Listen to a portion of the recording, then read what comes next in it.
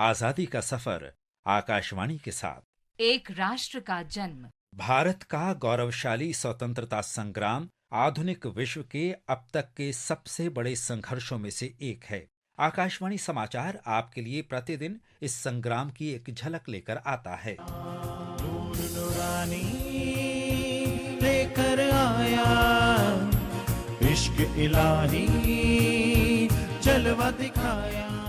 आज की इस कड़ी में हम राष्ट्रवादी और शिक्षाविद साधु वासवानी को याद करते हैं, जिनका जन्म 25 नवंबर 1879 को हुआ था। महात्मा गांधी के असहयोग आंदोलन के शुरुआती समर्थक वासवानी ने कई प्रतिष्ठित कॉलेजों के प्रिंसिपल के रूप में काम किया और बाद में मीरा मूवमेंट इन एजुकेशन के माध्यम से शिक्षा को फिर से परिभाषित किया। वो एक विशाल परिमाण में रचना करने वाले लेखक भी थे, जिन्होंने अंग्रेजी और अपनी मातृभाषा सिंधी में कई किताबें लिखी।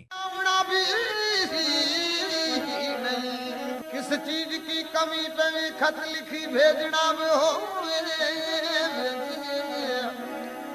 खत लिखी डाक खाने भी तीर्णा कर के हाथ बढ़ावना नहीं। साधु वासवानी का जन्म अविभाजित भारत के सिंध क्षेत्र में थानवर दास लीलाराम वासवानी के घर में हुआ था।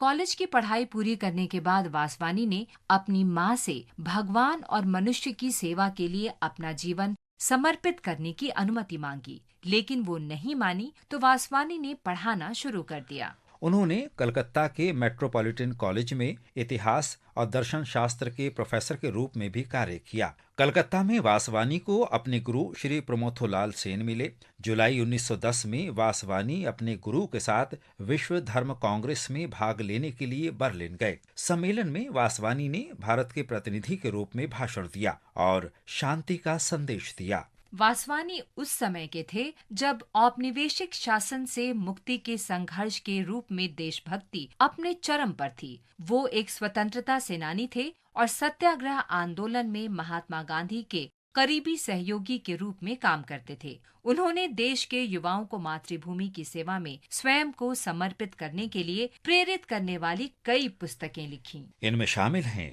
Builders of tomorrow, my Motherland और इंडिया अराइजन।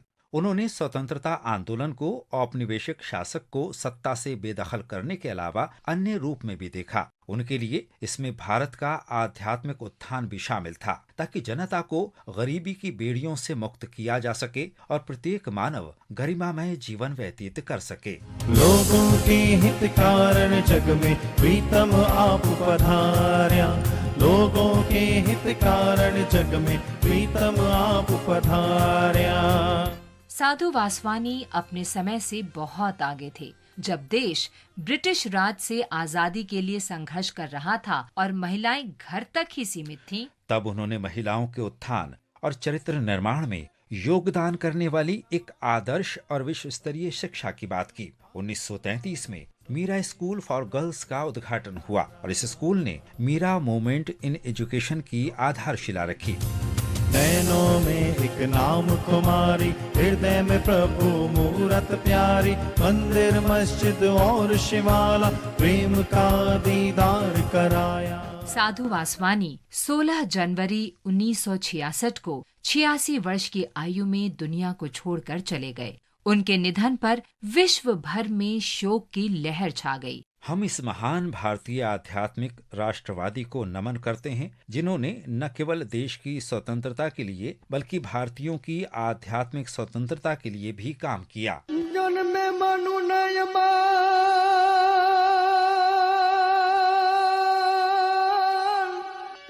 दिल भरे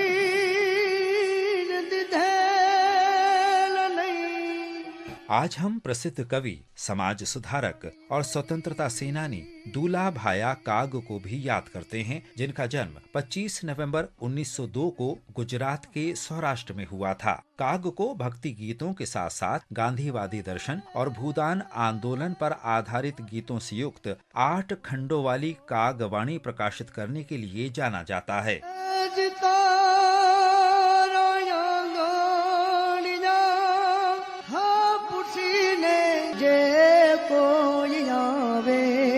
उन्होंने महात्मा गांधी और विनोबा भावे के लिए स्तुति भी लिखी।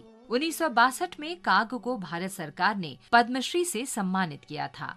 2 फरवरी 1977 को 74 वर्ष की आयु में उनका निधन हो गया। काग हालांकि स्वयं प्राथमिक स्कूल से आगे पढ़ाई नहीं कर सके, लेकिन उनकी कविताएं आज भी प्राथमिक से लेकर स्नातकोत्तर पाठ्यक्रमों तक में शामिल की जाती हैं। 25 नवंबर 2004 को डाक विभाग ने काग की 102वीं जयंती के उपलक्ष्य में एक स्मारक डाक टिकट भी जारी किया।